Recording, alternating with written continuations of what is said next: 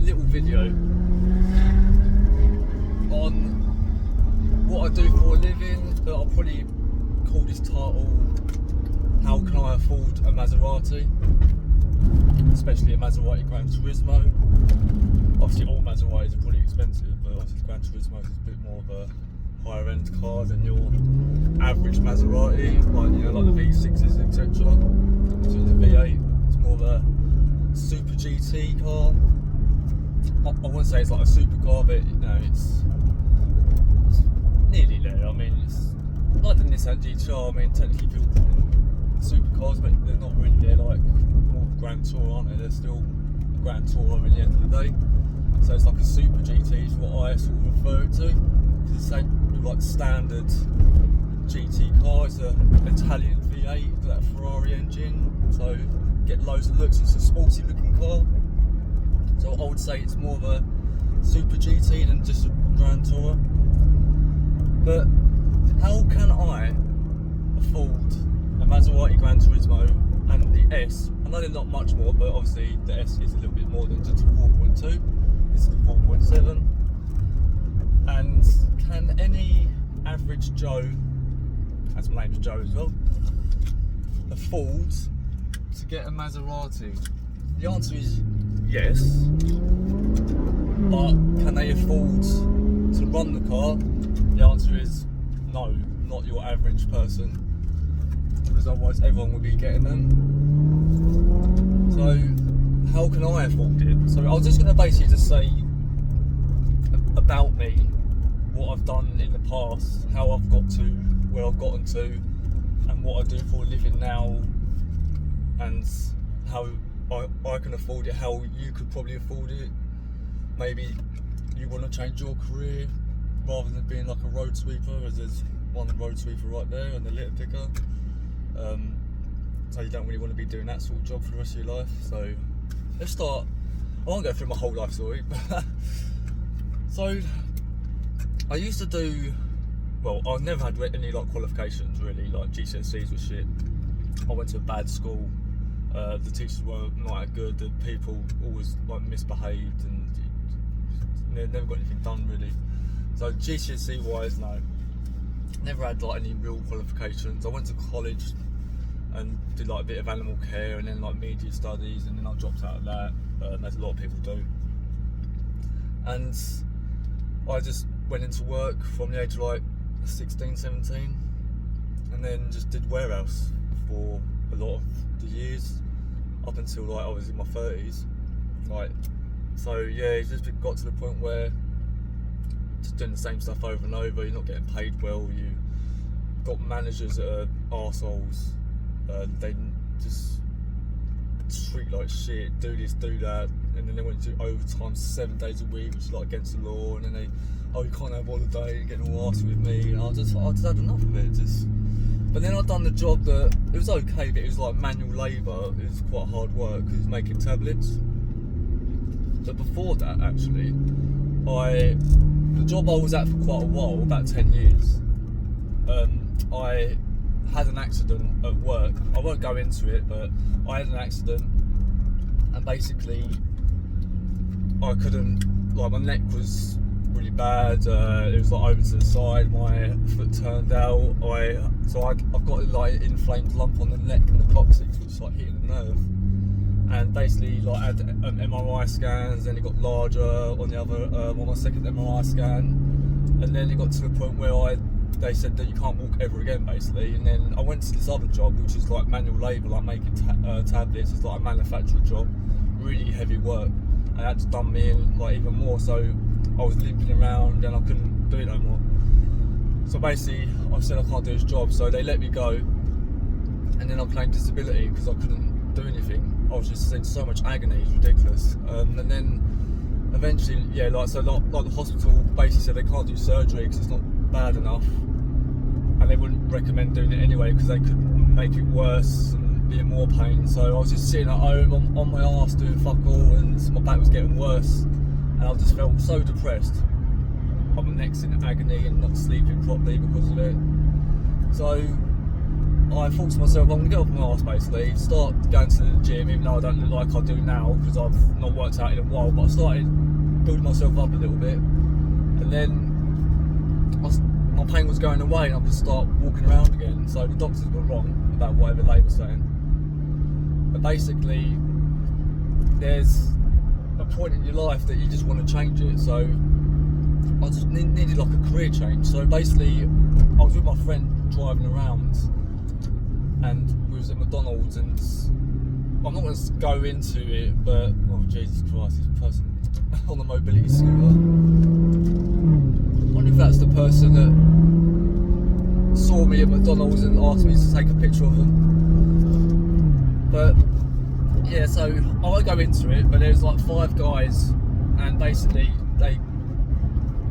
I thought I was going to get into a fight basically, and I didn't really want to feel like nervous and like, oh shit, if I ever got into a situation like that again, then how can I defend myself? So I've always wanted to do some sort of martial arts, like Kung Fu or something, and Wing Chun was always one of them. So I went to my first Wing Chun class with my instructor and got really into it. It helped with my posture because my like back condition. It helped with my anxiety, like mentally. I don't meditate, but like it just helps. And I got really, really into it. And then I thought, I wonder if I could actually do this as a job. And I asked, and he said, well, you can, and you can do it with us if you want to, but you've got to like pay into it. I think it's like about 13 grand. So I saved up a little bit of money, and then my mum basically helped out because she saw like I really wanted to do it. And then, yeah, so without her, I wouldn't be able to do it. Well, mum and dad.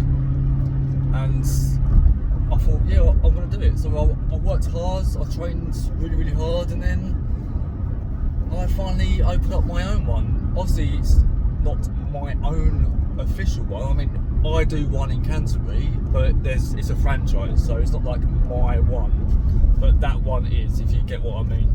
So, like, the owner of like Kung Fu schools, like one of them is Peter Andre, but he's like a silent partner, so he like pays like shares into it. So we don't see him much. My instructor's met him a few times actually, but like the main owner, like Paul Hawkes, if you type his name in on YouTube, it comes up like straight away. So he's quite well known around his area as well in Crawley, and he's been doing it for about 40 years, and he's a very good instructor. And he's the one that basically said, if you can do it with us. So I was like, yeah, all right then. So I opened it up in Peckham. Didn't really work out there because it was in the middle of a village. Because I was trying to get into Canterbury near the city, but there's like £30 to £40 an hour just to hire the hall, which is ridiculous. And also I was just starting out, so I didn't have no students, and I thought, well, it ain't really going to work out. So I had to go there, which was cheaper, but I didn't get anyone in. I was there for about 2 years or so, and it just wasn't working. So then I've changed to I actually found 2 halls to expand it into actual in Canterbury. So now that I'm actually in Canterbury, I'm going to get more people, and that's where the money is with the children, not the adults as such. But I've been getting more adults than what I used to, but it's mainly the children you want to get in because I'm always happy when I teach children, because just to see their faces light up and they're all like really enjoying it, doing the weapons. So you get more satisfaction from teaching the children, obviously when they're not being naughty, you're not like shouting until your voice is gone. But obviously I love teaching adults as well. It's more technical. But if you ever want to do like a Kung Fu place, like open up your own school, you've got to go for the kids. Because adults, if you're just going to teach adults, the money's not really going to be there. You won't have many adults as much as you think. The children, on the other hand, you can have loads of children and get loads more money off of them because they're just more into it. I'm not sure what the reason is, unless it's the area. I'm not sure. But that's just my experience of what I've had with my Kung Fu school, and my instructors have always told me don't really advertise as much for adults because it's the kids you want is the ones where you think you're going to get the money. So basically, so if you're going to get like quite a lot of students, and then you'll be laughing really. I mean, it's a fun job. I mean, I only work like 3 days a week, but obviously I do like advertising and admin stuff and a bit of website designing and that as well. But it's quite laid back, and you're pretty much your own boss, because I've chosen the hours I want to do. I never really have to go to the owner. Like, I'll see him every 2 weeks just to train with him, just to do some Wing Chun, but he never really says anything like, oh, don't do this, don't do that. He just lets you get on with it, because you've paid into it. So technically, like, it is like my school, like in that area. That's what it is. You're paying for that area, but he's just like the franchise, the owner.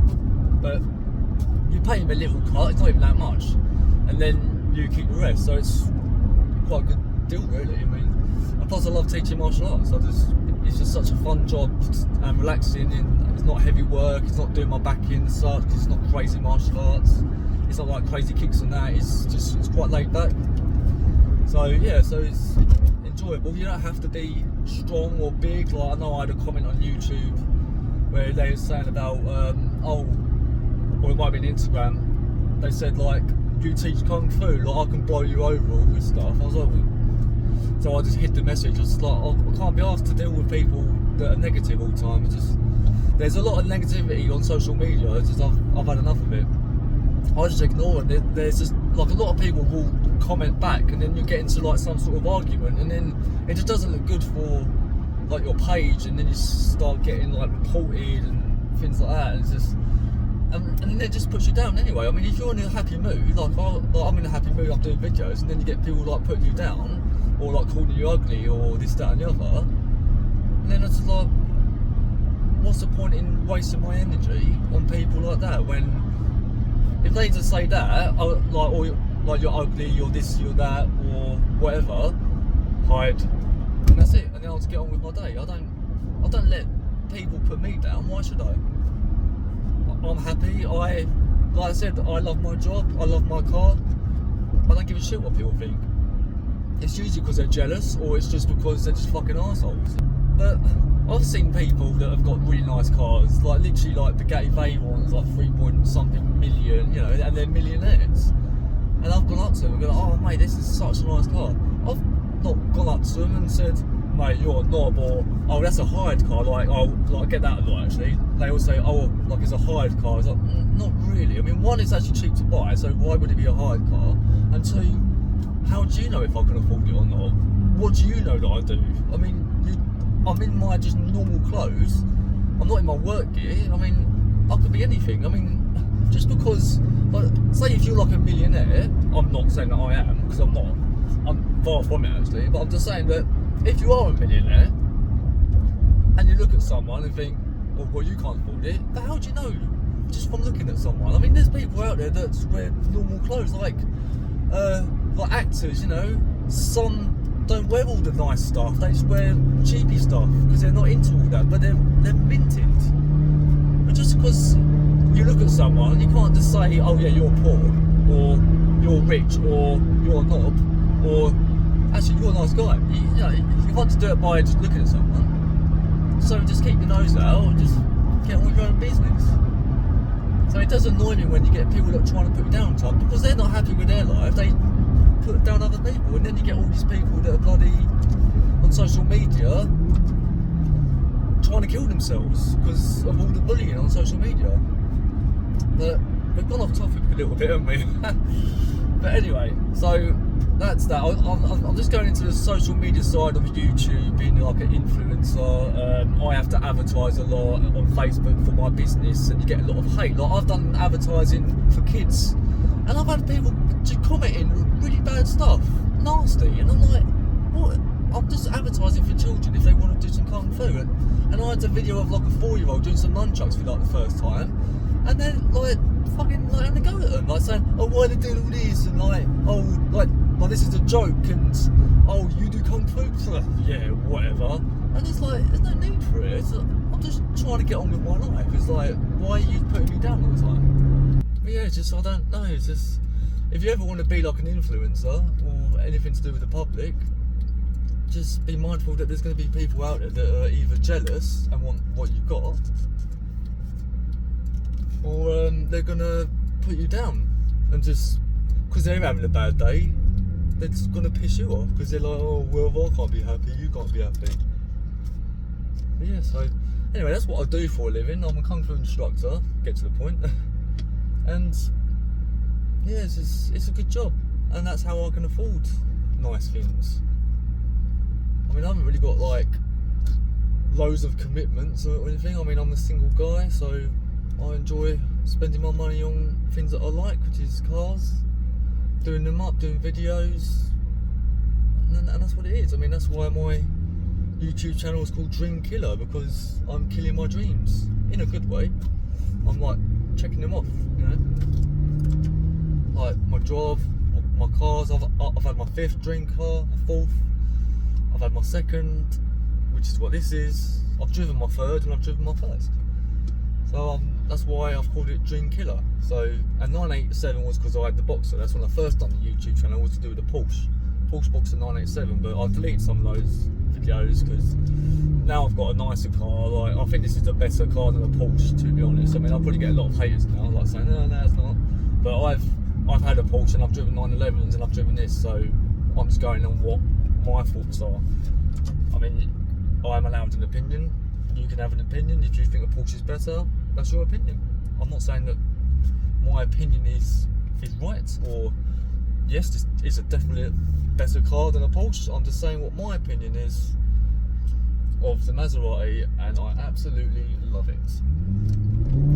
So if you're looking at changing your career, or there's a dream that you're after, don't do what I did and just do shitty shop work or warehouse work and not go for anything and wait till you're in your early 30s before doing something about it. As soon as you're old enough, if you want to fucking do something, go for it. Don't let anyone put you down. Don't let anyone say you can't do this. You can do anything if you want to, okay? Anything. And just go for it. If you want to do a job that you like, even if like your parents say, oh no, don't do that, or people say, oh no, I don't think you should do this job, or I wouldn't do this job, that's not my cup of tea. Well, yeah, it's not your cup of tea, but it's what you enjoy, so you do it. So, and go for it. And then if you want to get a Maserati, get a Maserati. If not, if you want to get something else, get something else. Just don't let people like persuade you into something that you don't want to do, and just do it. Do what you want to do. That is my motto.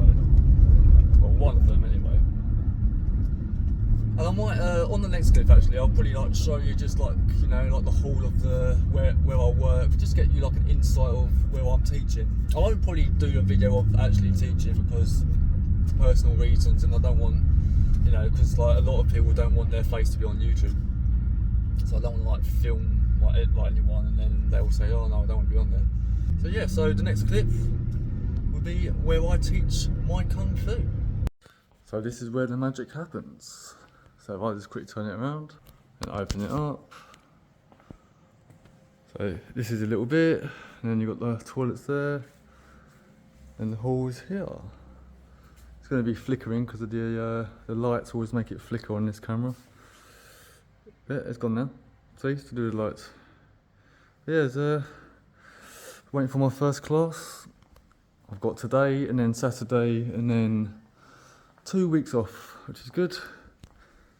Some nunchucks, pads ready, got screamer sticks ready for my adult students. I've got 2 halls, but this is the one I do on Mondays and Thursdays. And then on Saturdays I've got another hall which is actually bigger than this. But yeah, this is my job, and this is what pays for the Maserati bills. So if you ever want to know what I do for a living, this is it. I'm a Kung Fu instructor. And that's how I can afford all these big bills with the Maserati and all the petrol that comes with it. So when I'm off for 2 weeks, I'll probably do some bits to my car, do some more videos. I might have a little bit of break from driving and using a stupid amount of petrol, as I spent nearly £1,000 in 1 month. So I think I'll just take it easy. So hopefully you enjoyed this video. A little bit more about me and what I do for a living and how I can afford it. And maybe one day you can afford it as well. If you go for your dreams, you've got a job in mind, it's your dream job, you think, oh, I can't do that. Don't listen to anyone else. Don't listen to your own head. You always can do what you want.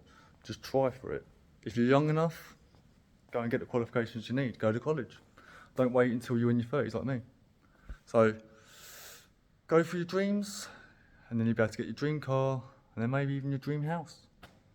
And then live your dream life.